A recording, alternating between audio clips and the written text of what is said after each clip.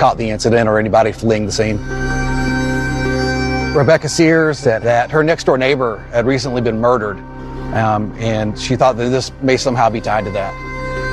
I got a call from our newsroom that said, hey, you won't believe this, but Becky Sears was just shot outside of her office. My jaw hit the floor when I realized I had interviewed Becky Sears, doing a story about car insurance, and just happened to be at a gas station. She's seen here filling up a white Ford F-250 truck. $6,000 in car insurance a year. So she was a hardworking businesswoman with kids at home and just a mom trying to do it all. I could never have guessed that just a few months later we'd be talking about something like this. Her younger children, she doted on, she loved them, and she was that mom that was always there, like always participating in the things. Jessica Lundy was a child care provider for those kids, and she was also a friend of Becky's. She was very outgoing, very energetic. When she walked in the room, you would know, because very boisterous, very loud. Becky was a lot of fun. I had boys and she had boys, and we had a lot of things in common, you know, with our friendship because of our children. Trying to keep them from fighting, trying to keep them from, you know, eating all the food up, you know, there was just a lot of laughter. Becky, I've never seen her not put together. Hair was always done perfectly, makeup was already finished, so she was always well put together when she would drop off her kids. Becky married Tony Sears a few years earlier. This is a photo from their wedding. What can you tell me about Becky's husband, Tony? Tony did a lot of get-togethers and grilled out, and, you know, Tony was a lot of fun, and he was just a good old guy. I know that Tony traveled a lot for work. He did. He was a truck driver, so he was gone a lot. So, you know, it was kind of a way of life. You know, you got to make a living. Becky's husband, Tony, we spoke to him in person as well, and he had nothing to do with anything, and he had no knowledge of anything. And with her saying that her next-door neighbor had been killed, obviously there was more to this story. So after we left here, we contacted the Columbia County Sheriff's Office. Jimmy got the phone call, and he said that she had been, you know, that Becky had been shot. We all were, you know, looking at one another, like, that kind of stuff doesn't happen. Now you're starting to get out there in that Twilight Zone kind of thing. Now what do we do? Somebody just out for these people. How could this be that two neighbors could be attacked in 48 hours? Could the same person that killed Kay be the same person that now is accosting Becky? What did they get into that could cause all of this destruction and chaos around them? And then I get a phone call from one of the jailers over at our jail. They said, we have an inmate over here that wants to talk to you badly. So me telling you this will probably estrange me from my family, that I feel like I need to come forward and tell the truth. Let's go ahead and start the team. Does anyone else hear that? Hear what? That's the best compliment I've ever gotten. I'm gonna cry for the first time in my entire life. I give you all A pluses. A plus. What an astute observation. I was just getting to the good part. Stay calm, Mr. Johnson. You're gonna freak kids out. Oh my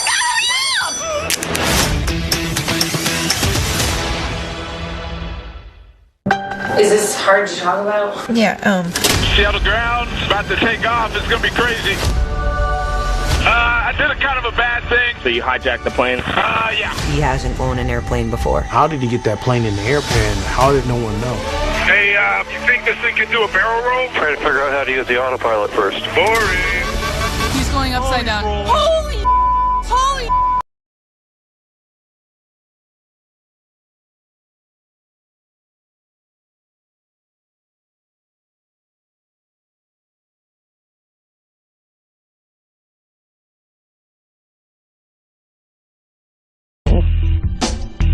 Yazid Issa was what every woman dreams of the perfect man. Hello. Doctor, businessman. Piercing blue eyes. A beautiful house, beautiful wife. She was the last person in the world you'd ever think this would happen to. Rosie was rushed to the hospital. She went unconscious and died shortly after that. Her death immediately was suspicious because she didn't suffer any physical injuries from her car accident. His life crumbled. His wife's dead. Then he was gone. Boom, we gotta get out of here. Poof, he's gone. Bye-bye. He fled the country before the coroner had even ruled that her death was a homicide. It was much more than a car accident. He was spotted in Toronto, Syria. He was in Lebanon.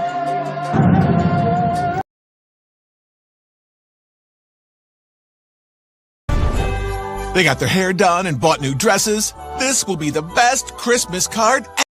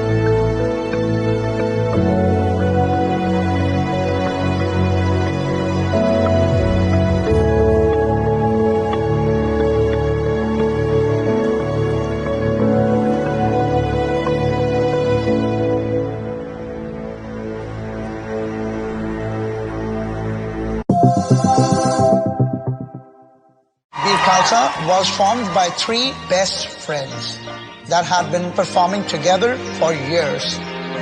But after Jajgat, Karamjit decided he had to leave. It was heartbreaking for them. They did not know that they could go on. But America's Got Talent is too important. So they found a replacement.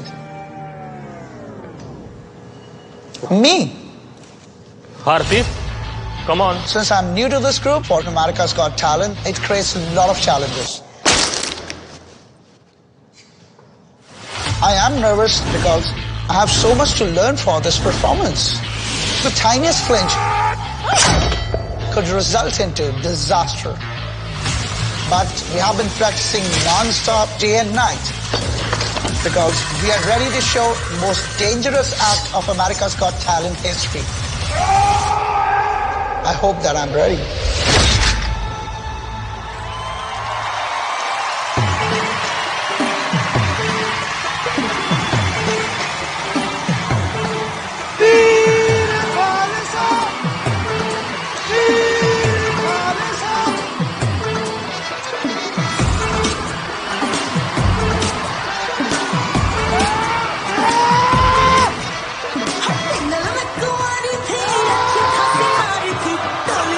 Thank you.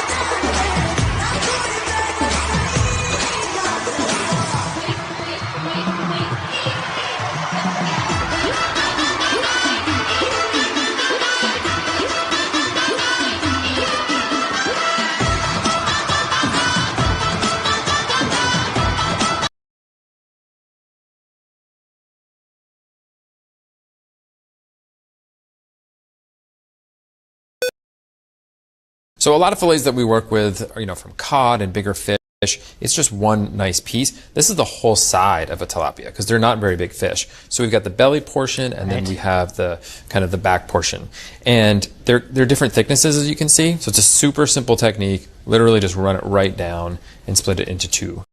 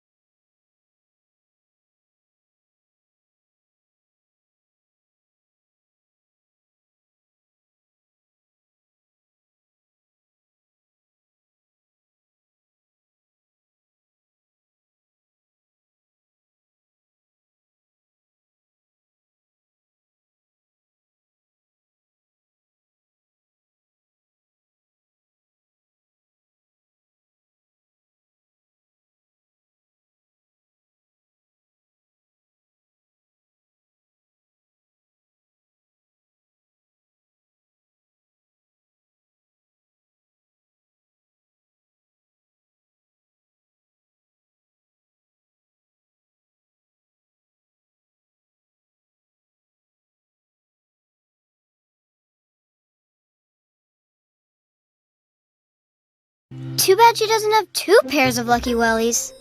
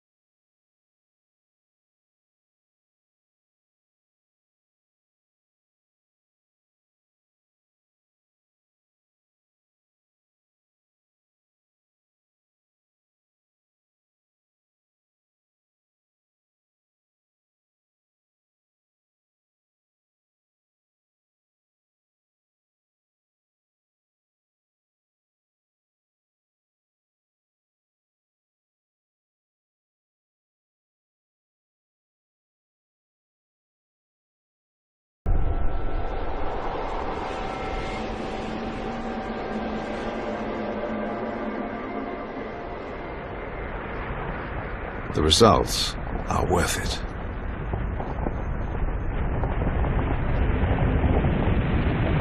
When you actually look at the photos, like every hour over weeks or months or years, you can actually see every little change in the glacier. I always find things that I wouldn't have expected. Glaciers are rivers of ice, and it's only in time-lapse that we really see them flow.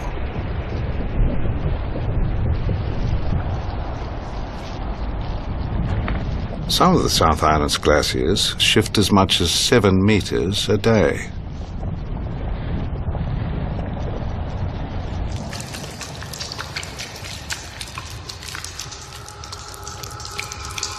The meltwater helps them move.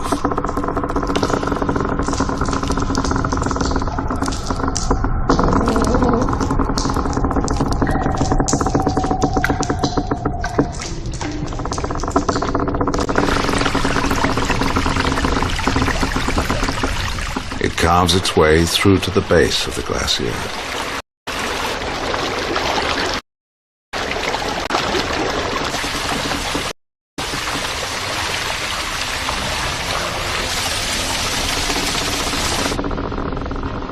Where it lubricates the massive ice, allowing it to flow. The huge weight, carried by the water, grinds its way down the valleys in colossal cascades.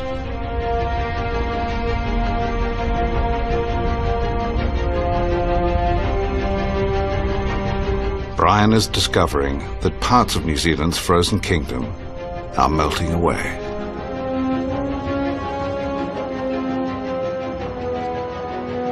Even the South Island's mightiest, the Tasman Glacier, 16 miles long and 600 meters deep, is retreating. And the more they melt, the faster they flow.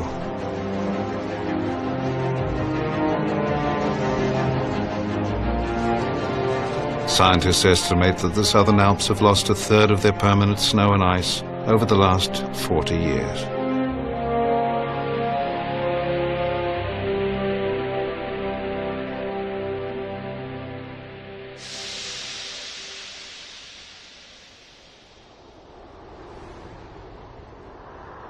As the ice retreats, it reveals a broken landscape. A challenging place to get a foothold. But New Zealand has some remarkable mountaineers. It's Alpine Buttercup.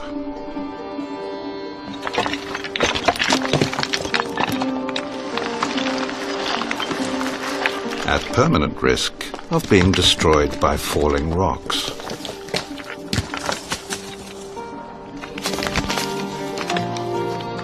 The secret to its survival lies beneath the scree, a snake-like stem which grows horizontally.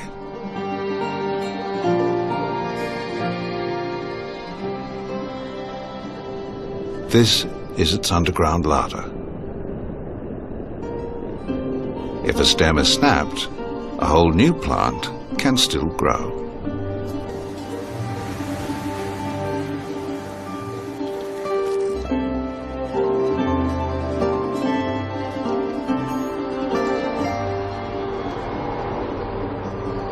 Creating a shower of sunshine across the grey mountainside.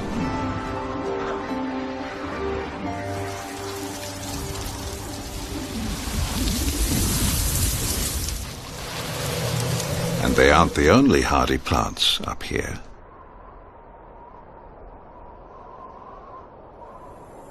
Edelweiss has its own fleecy blanket as insulation against the cold.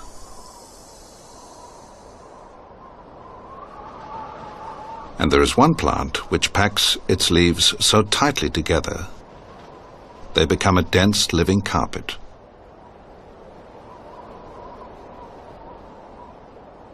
Rowelia grows as low to the ground as possible, just off the rocks, where it can be a few degrees warmer, tucked away from the harsh mountain weather.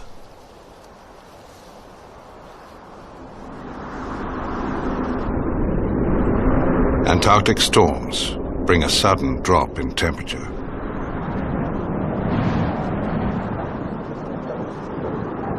Freezing conditions and gale-force winds bring death in their wake.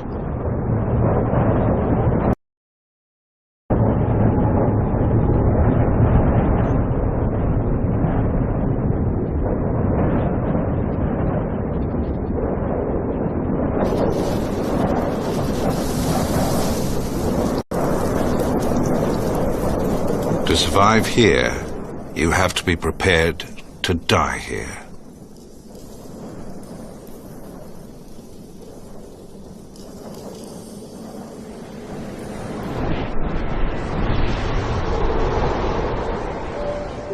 But the sun can return as quickly as the storm arrived.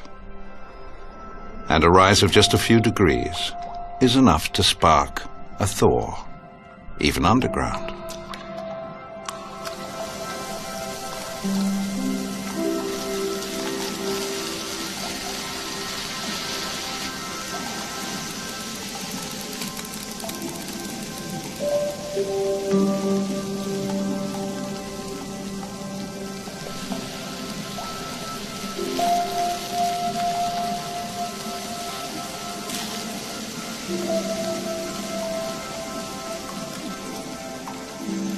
Frozen solid, a mountain stone wetter. It has the most extraordinary survival technique of all.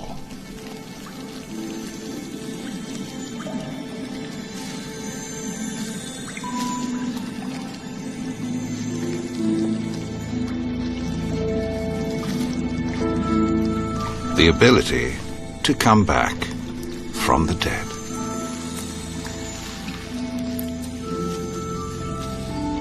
Only in a specialized filming chamber can we capture its extraordinary talent. The wetter has developed special proteins which prevent ice crystals from forming inside its cells. A remarkable trick for a creature whose ancestors once lived in prehistoric warm, wet forests. But when New Zealand's mountains grew up beneath them around 5 million years ago, they were forced to come up with this incredible ability to survive near lethal temperatures.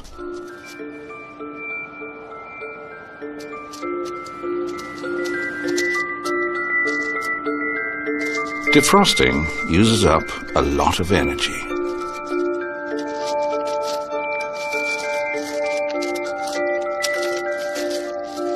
So mountain snowberries are a welcome sight.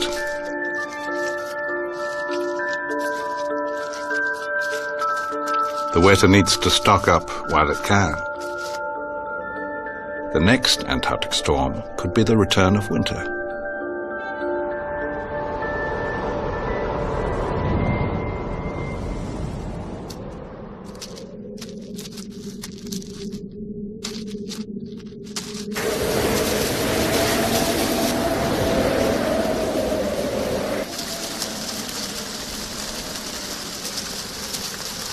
It can tolerate over 80% of its body freezing solid and can do so day in and day out for weeks at a time.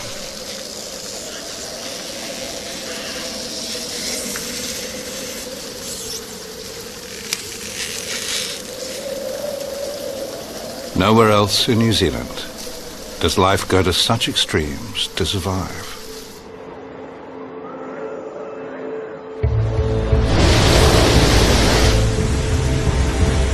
Every living thing here must rise to the challenges of this land's extremes.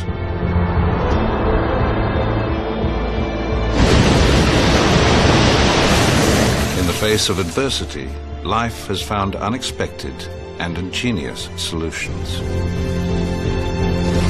But perhaps most striking of all is their resilience. This is the true spirit of New Zealand's remarkable pioneers.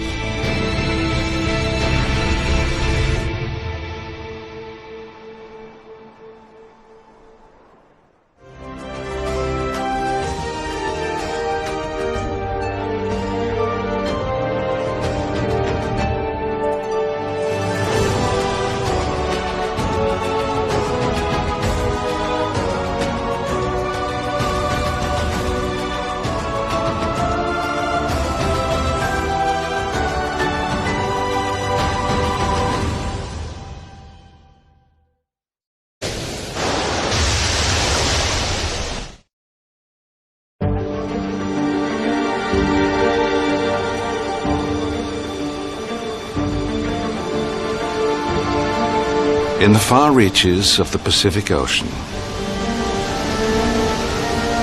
lies a land cut off from the rest of the world since the time of the dinosaurs.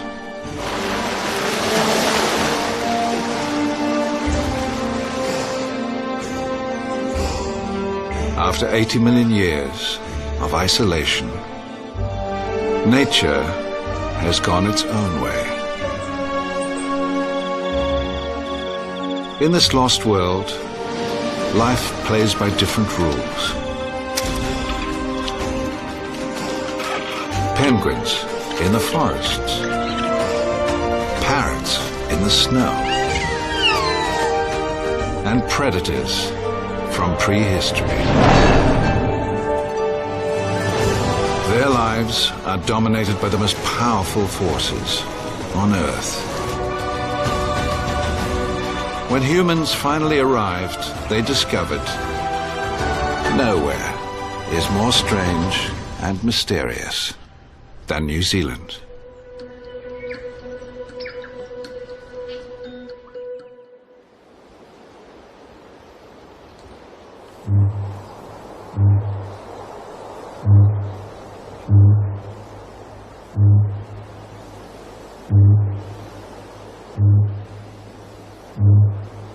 This strange sound can be heard in no other wilderness on Earth. It carries through the forest for miles. An extremely loud call from a very unexpected creature. A young male kakapo.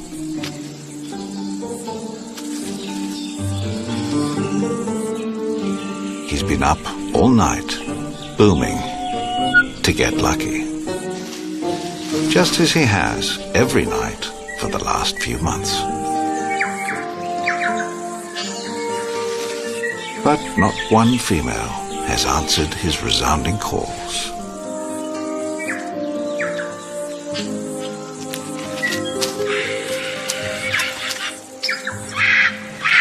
Now he's rushing back to his roost for a snooze. Maybe tonight his luck will change.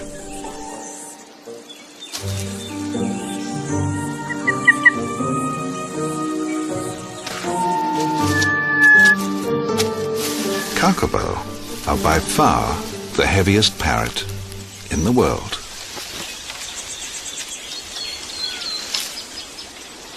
In these tangled forests, it is climbing that counts. So it's perhaps no surprise that they can't fly.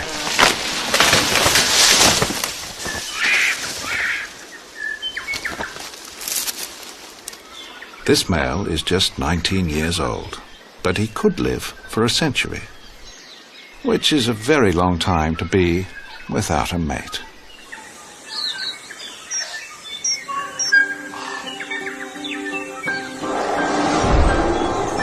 Cast adrift for 80 million years, life in New Zealand slowed down.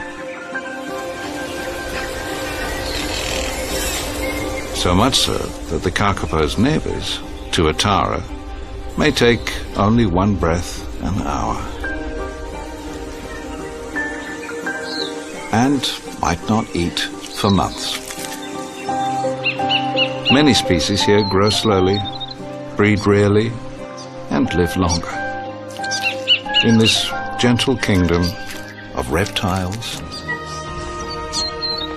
birds, and ancient forests.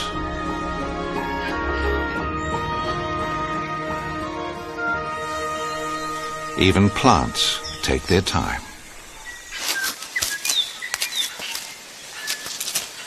The rimu tree can live for nearly 1,000 years and produces fruit only 2 or 3 times a decade.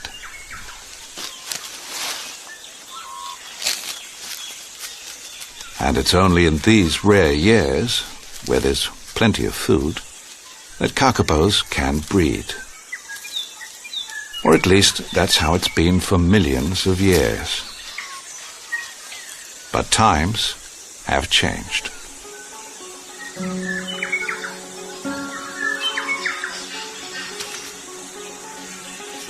And now the lonely kakapo is the only kakapo on mainland New Zealand.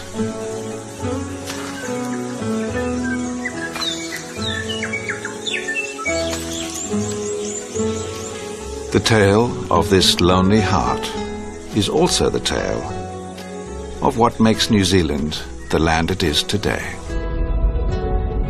It's the story of the discovery of these distant islands and the extraordinary transformation that has followed. It begins in the tropical paradise of Polynesia.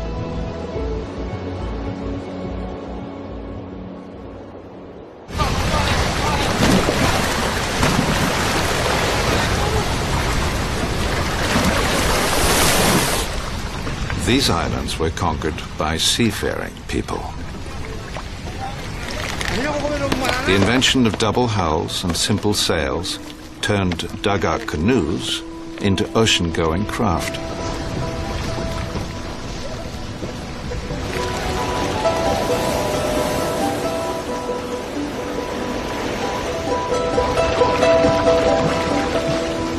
Less than 800 years ago, these daring explorers set their course south.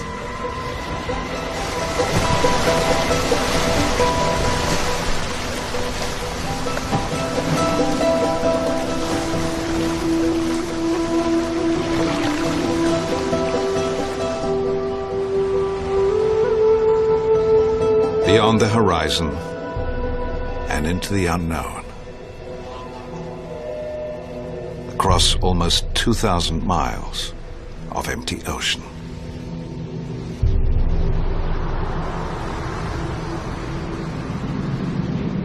Exactly how they explored the vast South Pacific is still a mystery.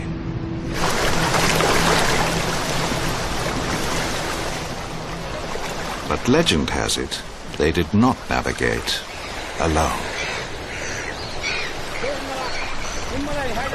These explorers had expert guides.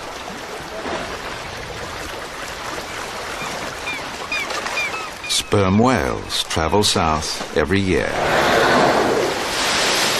On the same route from tropical Polynesia to New Zealand, in search of some of the richest feeding grounds on Earth.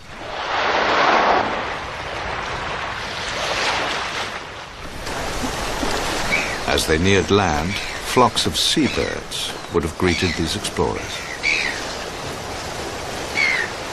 New Zealand has almost 100 species, more than anywhere else on Earth.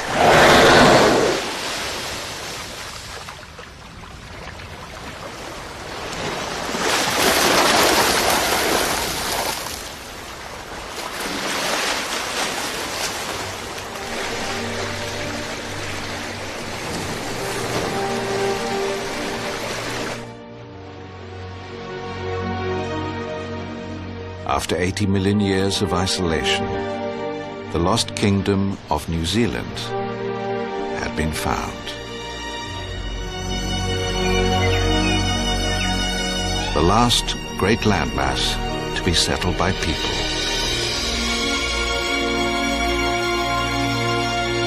Those first explorers found forests of trees, dense and deep and full of hidden life.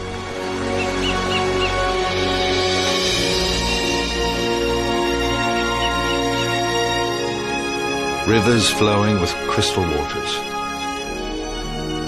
some of the clearest in the world.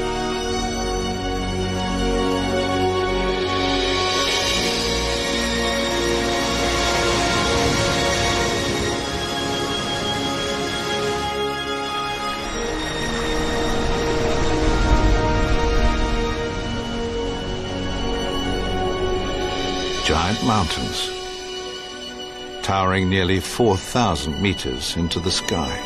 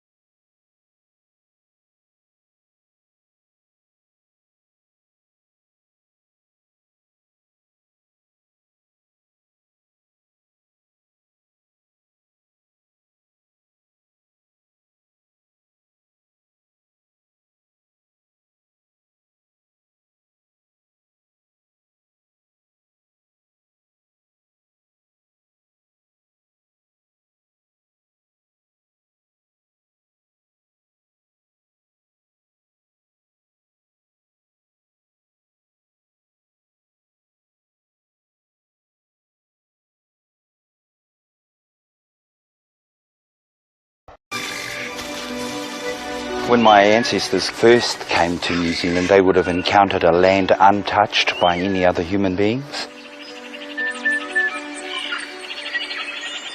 They discovered vast tracts of rainforests. I would imagine that they would look at these trees, the size of the trees, and imagine that they were literally holding up the vaults of heaven. They realized the bounty that was here, and that took on a spiritual significance for them.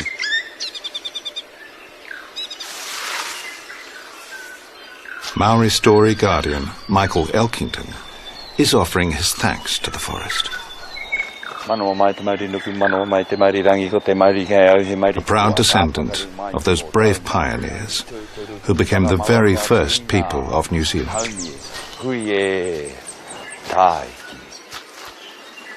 The Maori.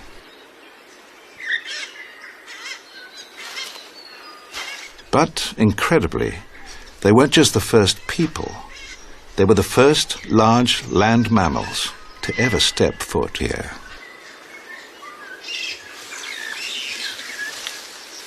Life in the slow lane was about to change forever.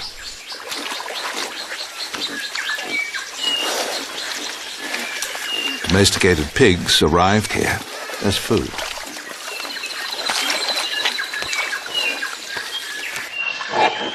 They bred fast and rampaged through the undergrowth.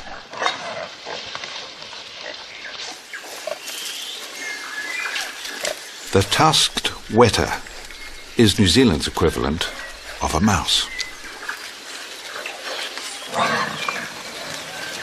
And a worthy snack for a foraging pig.